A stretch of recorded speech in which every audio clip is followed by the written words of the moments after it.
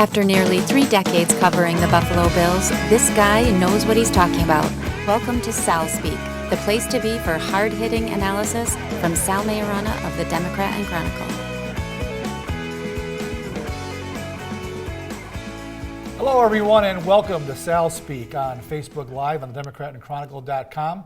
I am Sal Maiorana, and I'm with Leo Roth, as I most Thursdays am, our sports columnist here. And we got a big show for you today. We're going to talk about the Super Bowl, Patriots-Falcons on Sunday afternoon in Houston. We'll do a little quick preview of that. And the Bills, of course, made some news this week. Rex Ryan, with some parting shots, finally broke his silence after a month of his firing. Had a few choice words for the Bills. Leo and I are also going to share some memories. It was the 20th anniversary of Jim Kelly's retirement in 1997, and here we are 2 decades down the road, Leo, and the Bills are still nowhere at quarterback. And real quick at the end, we'll talk about last night's SU basketball game, which was one for the ages. Great game, Leo. But first, Super Bowl, everyone's talking about the game, and, you know, Patriots, Falcons, it's a pretty good matchup, even though the people in Boston, I got an item in my column for tomorrow. Dan Shaughnessy wrote that, oh, it's just the Falcons. What are we going to do with this lousy team the Patriots are going? They're so arrogant. They're so arrogant in Boston. I get where they're coming from. Oh, for crying out loud. Too bad. Absolutely. Atlanta really psychs you up? I hope they beat them by 40 points. They won't. I know they won't. They won't. I hope they will. New England's going to win. They probably will. Absolutely, they're going to win. And jumping right into it, right? I'll give you my pick. Yeah, they're going to win 31-27. I said 31-28 okay. on a TV show yesterday. So yeah, we're in the same ballpark. You're right. I don't know if it's. I mean, I think maybe Shaughnessy was getting in just to this. I think he kind of echoes what the general sentiment of the country would be. It's the Atlanta Falcons.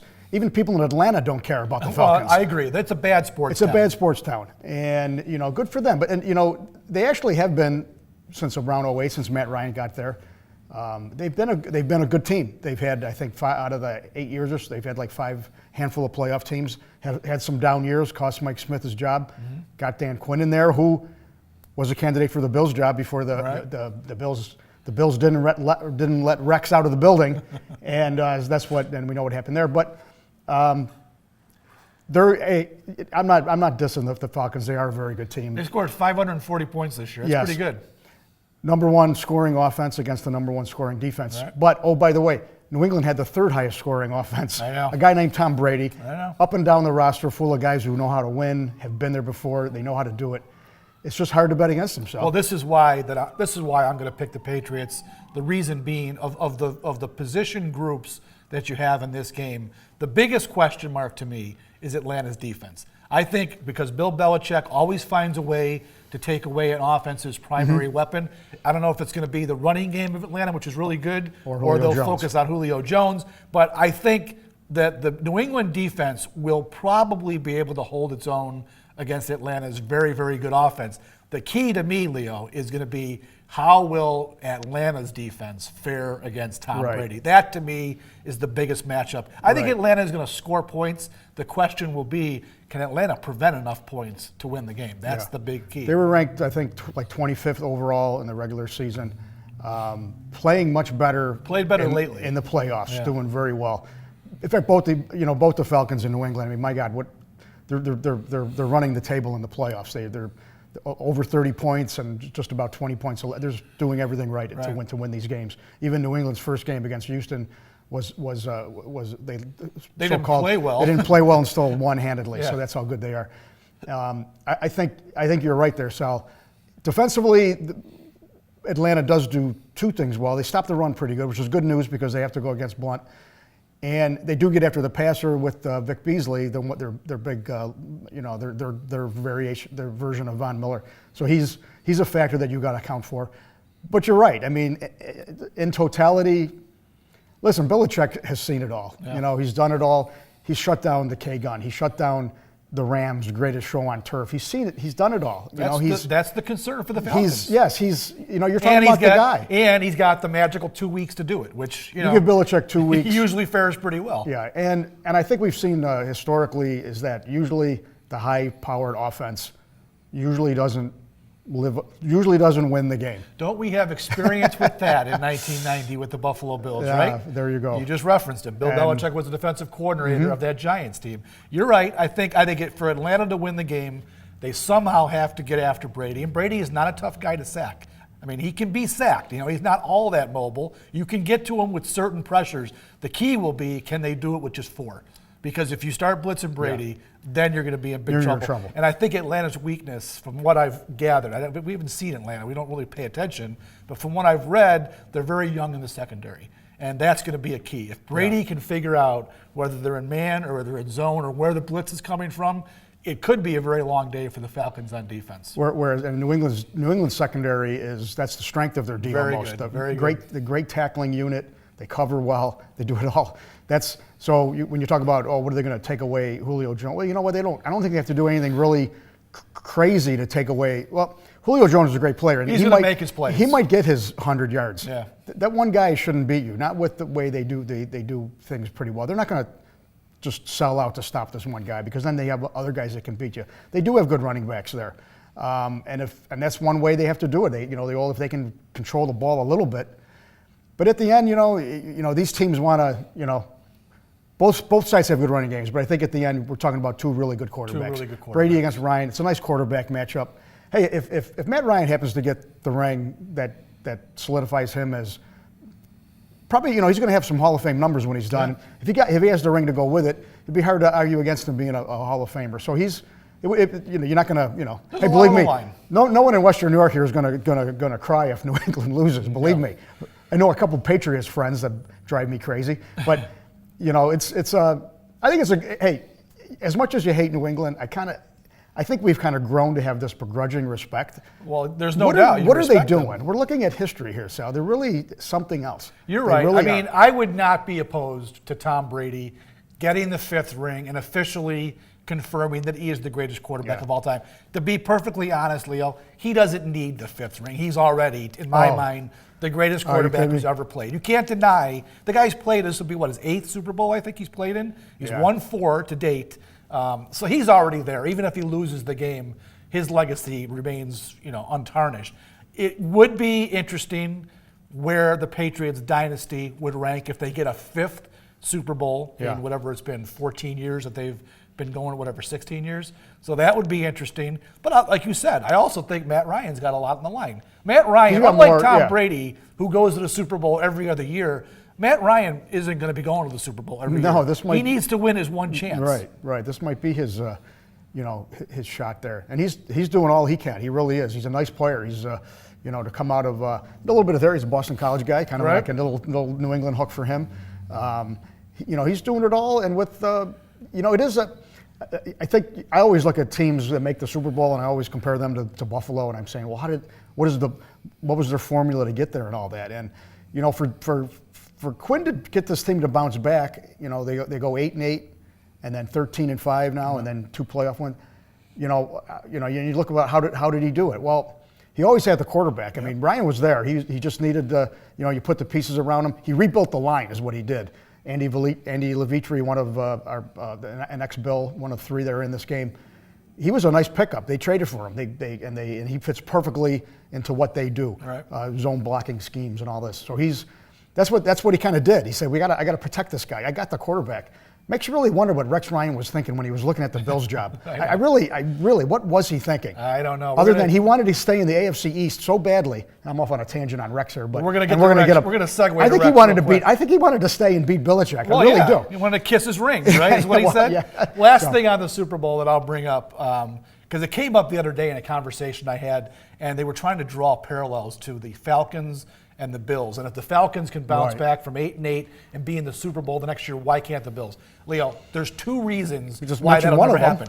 Matt Ryan is not playing in Buffalo. The Bills don't have a quarterback. And the biggest reason of all is the Falcons aren't in the same division with the Patriots. Great point. Right? There's just no way the Bills are going to jump past the Patriots and do this. So that means every year the Bills have to go into competition with 12 other teams for 2 wild card spots. That's the biggest difference between Atlanta and every Buffalo. other division in football. Every other division, both conferences, is that every year you don't really know who's going to win that division. Right. There's some teams that are pretty consistent, but no one's as consistent as the New England Patriots in the AFC East. They've gone to the playoffs 14 times now in Brady's career. Bills have been there 0 since and this Brady's was, been the quarterback. and this was a year where the Bills split with New England, and then got swept by the Jets and the Dolphins. Oh my God! Don't get me started. It's frustrating being in the same division with the Patriots. There's no doubt. We're going to segue to Rex Ryan real quick here. I'm looking at the comments before that. Anybody but New England, says Pam Thompson. I agree with that. Let's see. I just lost the screen, so here it comes again. Kathleen is saying, hi, guys. JJ Franklin is saying, Rex is all talk. We're going to get to Rex in a second because he had plenty to say. No comments about your hair? No comments about the hair so far. Well, yeah, here we go. Jeff DeVeronica. Our own Jeff DeVeronica. Are you sure that wasn't recorded last week? Sal's hair hasn't grown. It really hasn't grown all that much. All right, and Diane Falsight says, Atlanta. I'm with her. So does June Purdy-Sikowski. Come on, Falcons. So I'm with you guys. Let's go Falcons, hoping for the win. Rex Ryan this week. Manish Mehta works for the New York Daily News, covers the Jets, does a great job. When Rex was in New York, these two he was kind of Rex's guy. I mean, Rex, for whatever reason, likes Manish, and he seems to have given him more access than any writer who's covered Rex either in Buffalo or New York. So they were at the Super Bowl, and Manish cornered him and gave him an opportunity to vent in the 1 month since Rex was fired from Buffalo. And he had plenty to say, Leo. He gave a good old FU to the Pagulas, basically. I thought you were Rex's guy in Buffalo. Well, I tried to be, but he didn't want me, I guess. He had a few choice words for the Bills. It was very clear that he's bitter about what happened. Oh, okay. You know what? I don't know, man. I'm going to defend Rex again, and I make no bones about it. I love Rex, and I liked him too. And I'm sad he's gone. And all the fun that people had for the last 2 years, all the people that wanted him gone, you're going to regret that he's gone. You really will. Anyway. Well, I disagree there. I don't think anybody's going to regret. I think we're going to regret it in the media. I think people had fun with him. Fans didn't have fun. I think he really got on people's nerves, Leo. I think at the end, Bills fans were dying to get rid of him. I very rarely. Well, at the end, very rarely have I seen people supporting Rex. The poor guy at the end went a month with no one, just dangling out there in the wind, and his owner and his GM did not come to his defense because they had stabbed him in the back and pulled the rug out from under him. I thought he handled himself very professionally that last month under very trying circumstances. It spoke a lot. It spoke very well of Rex, the way he handled himself at the end. I agree. Hey, the reporter gets him and they ask him what happened to Buffalo, so he vented a little bit. The biggest key I got out of that whole thing is like, listen, I was all in. His quote, all in. Right. I was. Unfortunately, the guys that counted, the owner number one, weren't all in. And he didn't say that specifically, but you got the undercurrent. But it's come on. He came here, took over a team and he is right. The coach did quit on the team. He said the quarterback retired on the team. Quit. Yeah, he quit. The defensive coordinator didn't quit. That Schwartz kind of left. I mean, that was just going to happen. He didn't get the head job, so he left. He didn't quit on him. That was alternative facts. But yes, alternative facts. The point being is that the Buffalo needed something to be. They were pretty embarrassed. What coach quits on a team? Nobody ever, except it's in Buffalo. It's happened twice. They needed a guy, a name guy, a big name, and to give them some relevancy and made them relevant. Kept them. Believe me, when Rex Ryan is your coach, the national media will follow you. ESPN will put your highlights on. They'll talk about you. When Sean McDermott's your coach, not so much. Anyway, I'm just saying, Rex had a right to talk a little bit. I had no problem with what he said. I think he got a raw deal. All right. So. I mean, I'm not denying that he deserved to vent his piece, and I didn't have a problem with it. Right. I was just a little bit surprised. Usually, you call him pretty bitter. I don't think he was bitter. I thought he was. Did you read bitterness? bitterness? I thought he was very bitter. Changing the logo on the truck the day he was fired, and basically saying "F you guys." Well, bitterness. That's a human nature to be. It's not an endearing quality that we have as human beings. But hey, you think why would I? I hope Rex goes on to have a great career in media because I think he could be very good at it if he buckles down and learns how to do it. Well, we can talk about that. He'll be great on if he's done coaching, he'll be a much better TV personality, analyst, whatever it's going to be. Yeah, I think he. But if he still wants to coach, which I still think he does, he's only 54.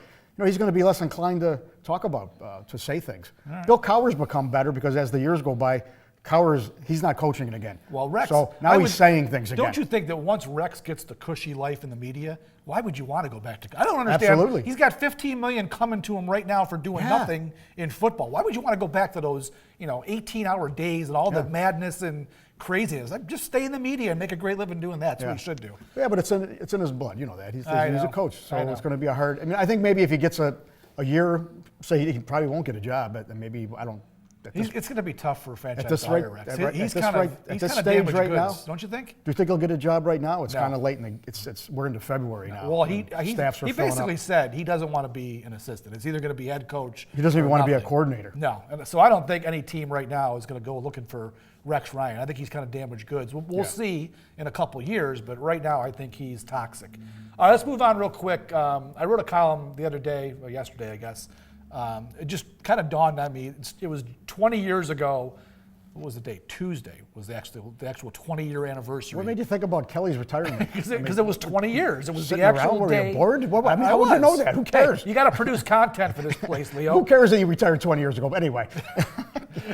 I decided to write a column because it was the 20th anniversary of Kelly's retirement, a pretty momentous day in Bills history. And I just got to thinking, Leo, 20 years down the road, and they have not even come close to getting a quarterback in Buffalo who could even be half as productive and useful as Jim Kelly was during his Hall of Fame career. And then I went through the whole litany of useless quarterbacks they've had here through the years.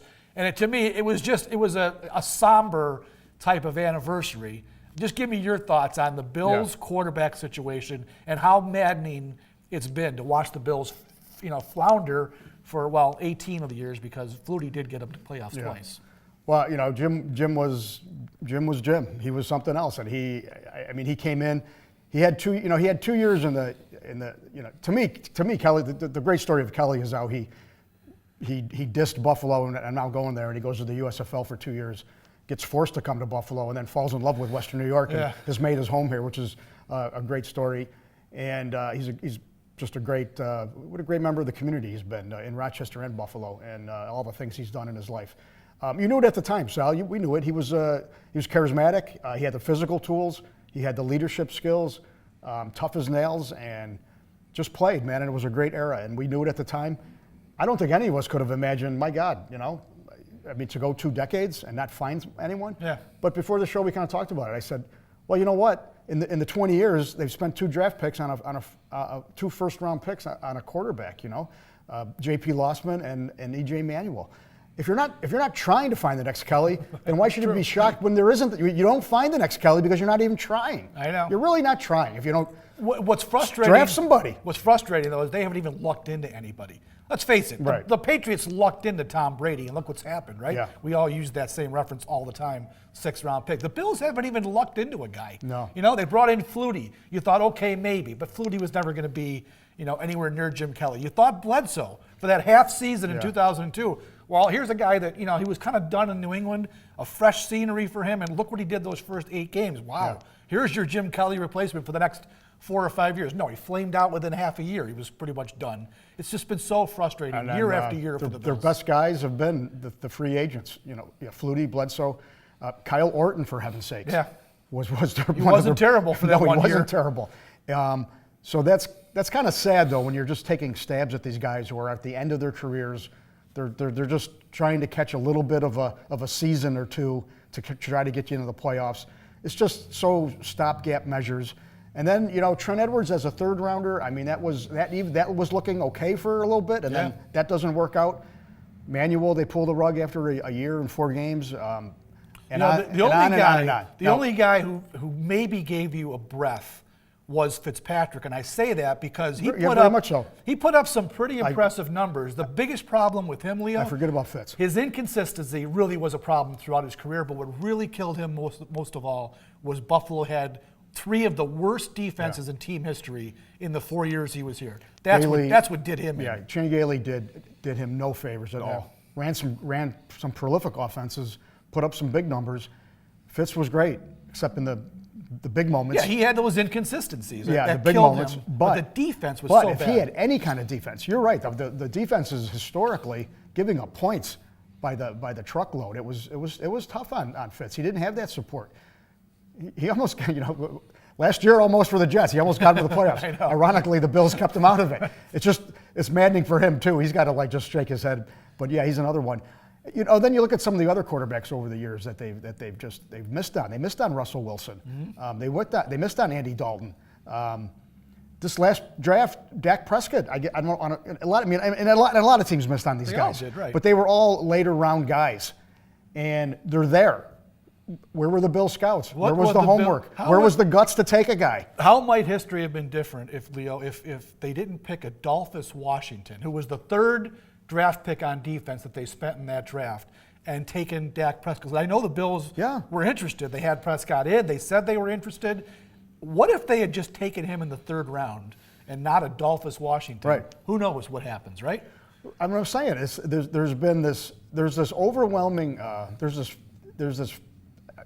think it's a fear amongst the people that have ran the organization for the last decade plus. There really is a fear about quarterback. They think they're going to get burned. What makes the quarterback such a? But they'll take plenty of cornerbacks that don't work out. Yeah, absolutely. My God, we got to have 3 Are you cornerbacks to on board draft. with drafting a quarterback every year? Should Absolutely. they draft a quarterback every year somewhere?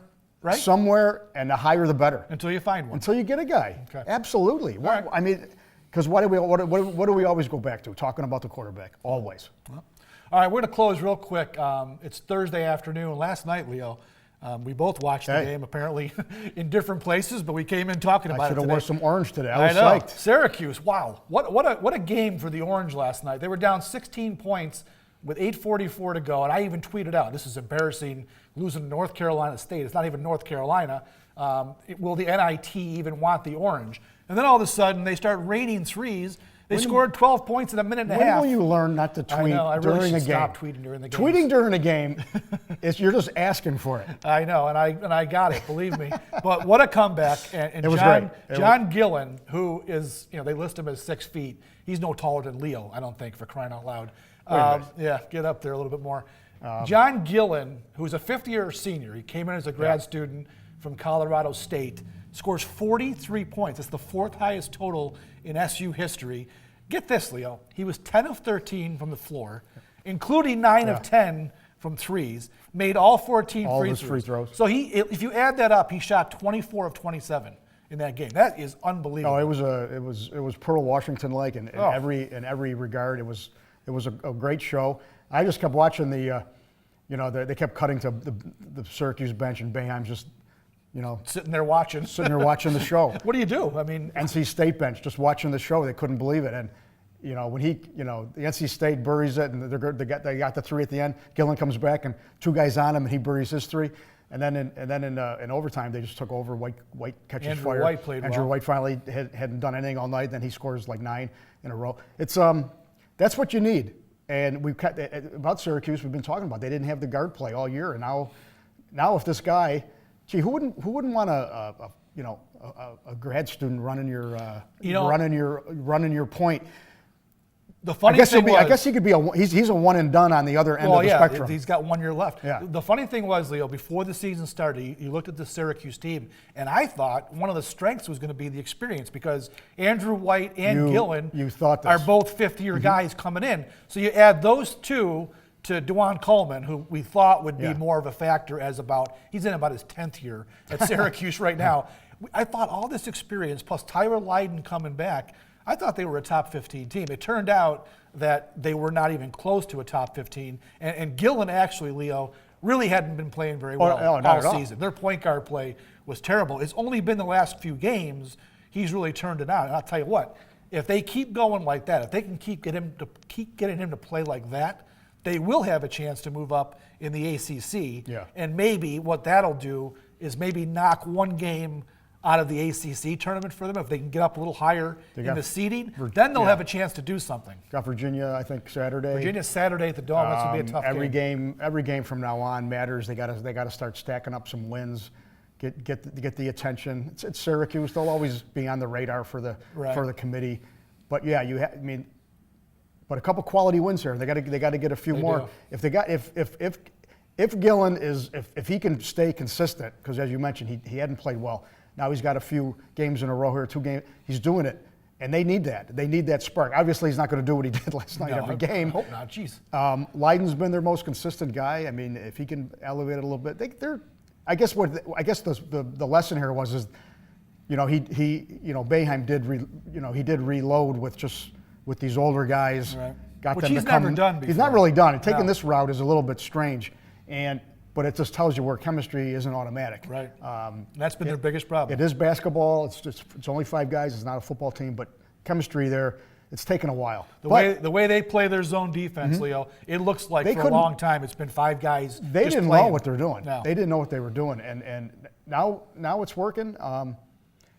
It's exciting. This is the time now. I mean, we'll get Sunday out of the way. People start focusing on NCAA basketball. I still think they have a lot of work to do. Their resume still was paper thin for the NCAA. It's going to take at least a very deep run into the ACC tournament for them to get an NCAA bid. But we look at last year, we didn't think they were going to the tournament. They got in, I think, at 11th seed maybe, and they went all the way to the Final Four. So you never know in college basketball. That's what makes the tournament the most fun. It's amazing. Yep. All right, we're going to wrap it up, folks. Hope you enjoyed this wide-ranging SalSpeak today. For Leo Roth, I'm Sal Maiorana. Have a great week. Enjoy the Super Bowl, and don't eat too many chicken wings on Sunday, Okay, like I'm sure I will. Go Chris Hogan.